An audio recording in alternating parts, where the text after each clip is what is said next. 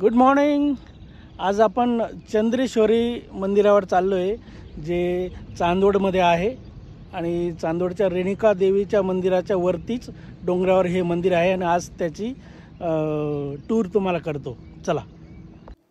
चंद्रेश्वर मंदिराचा महिमा असा आहे की भोज राजा विक्रम याची श्री शनिदेवाच्या वक्रदृष्टीतून मुक्तता झाल्यावर चांदवडचा राजा चंद्रसेन यांनी आपली मुलगी चंद्रकलेचा विवाह राजा विक्रमाशी ह्याच गडावर लावून दिला।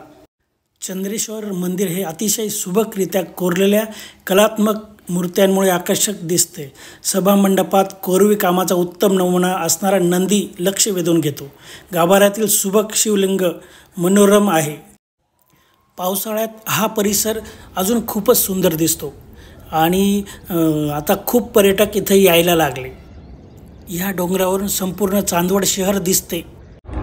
अर्ध्या रस्त्यापर्यंत पायऱ्या आहेत, पण मध्ये थोडासा असा रस्ता आहे।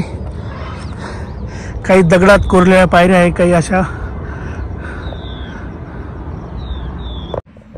चांदवडला पाणी पुरवठा करणारे हे धरण आहे आणि तसंच ह्या समोरच्या डोंगरावर एक शिव मंदिर आहे, तिथं आम्ही गेलेलो आहोत। खूप सुंदर मंदिर आहे ते।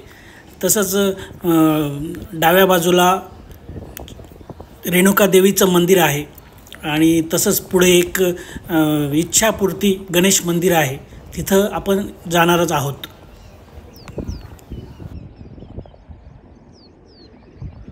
दर सोमवारी तसेच श्रावणी सोमवार, संपूर्ण श्रावण महिना, महाशिवरात्री, हरिहर भेट, कोजागिरी पौर्णिमा, स्वामी दयानंदांची पुण्यतिथी व अन्य धार्मिक कार्यक्रम मोठ्या उत्साहात साजरे होतात। मस्त अशा डोंगराच्या कुशीत बसलेले हे मंदिर खूप सुंदर आहे।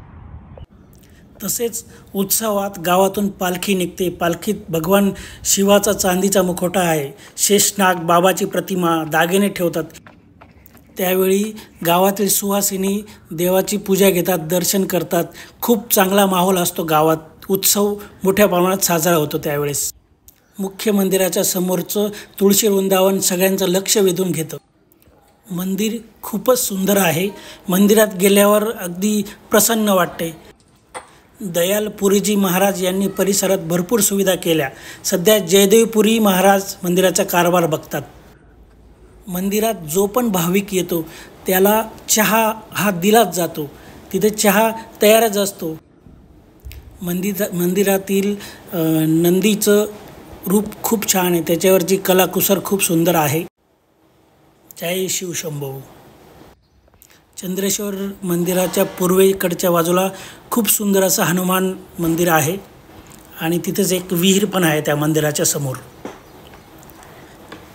तसेच एक खूप सुंदर गणेश कुंड आहे, तिथं 12ही महिने थंड पाणी असतं आणि ते पाणी सगळे पितातही आणि ते पाणी पिल्यानंतर आपण वरती आल्यावर सगळा थकवा चालला जातो। गणेश कुंडाच्या वरती एक टाकसाळ होती, जिथं आईलाबाईंचे नाणे पाडले जायचे। तसेच चंद्रेश्वरी येण्यासाठी पायी एक मार्ग आहे, आपण आलो तसे, आणि एक गाड्या पण येतात तिथपर्यंत। तर गाड्या ह्या गेटने येतात आणि इथे पार्क करतात गाड्या सगळ्या। तर पप्पा आणि बंटू दादा आज चंद्रेश्वरीला आलोय। आज 5:30ला सकाळी उठून 6ला पर्यंत तयारी करून आम्ही निघालो। आता 7:45 झाले आणि आम्ही मस्त फोटो वगैरे काढू आणि एक 8-8:30 पर्यंत। तू पायी आला का गाडीवर आला?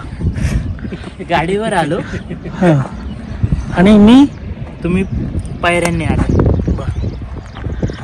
तर आम्ही एक 8-8:30 नंतर मिसळ पाव खायला जाऊ, त्याचे पण क्षण दाखवतो तुम्हाला। आता मी पायी आलो वरती चढून आणि हे गाडीने आले होते। आता तुम्हाला गाडीचा पण रस्ता दाखवतो, कसं यायचं वरती। आम्ही खाली जाऊन दाखवतो, चला।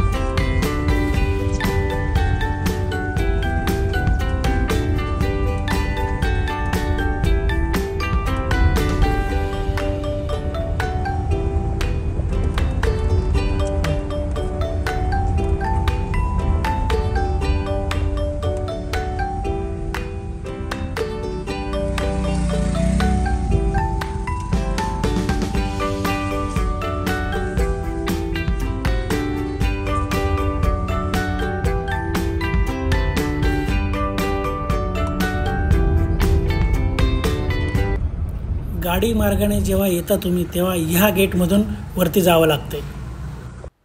चला आता आपण प्राचीन असे रेणुका मातेचं मंदिर बघायला जाऊया.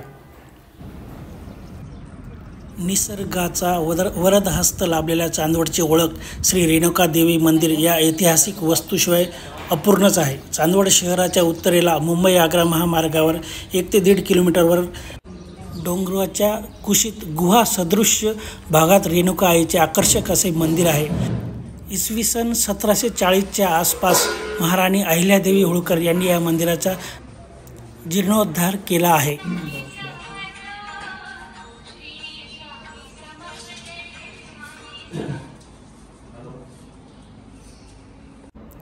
प्रवेशद्वारातून आत गेल्यावर प्रशस्त पटांगण आणि भव्य मंदिर समोर दिसते. पटांगणात उंच अशा 2 भव्य दगडी दीपमाळा आपल्याला स्वागतासाठी तयार असतात. चांदवड हे डोंगराच्या कुशीत वसलेले गाव.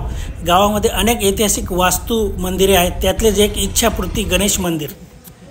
ह्या स्वयंभू गणेश मूर्ती इच्छापूर्ती गणपतीची स्थापना बाबा पाटील यांनी केली. तसेच या गणपतीला बारेतील गणपतीही म्हटले जाते. संकष्टी चतुर्थीला अभिषेक होतो आणि त्यावेळेस भाविकांची खूप गर्दी असते. व्हिडिओ आवडला असेल तर लाईक आणि सबस्क्राईब करा.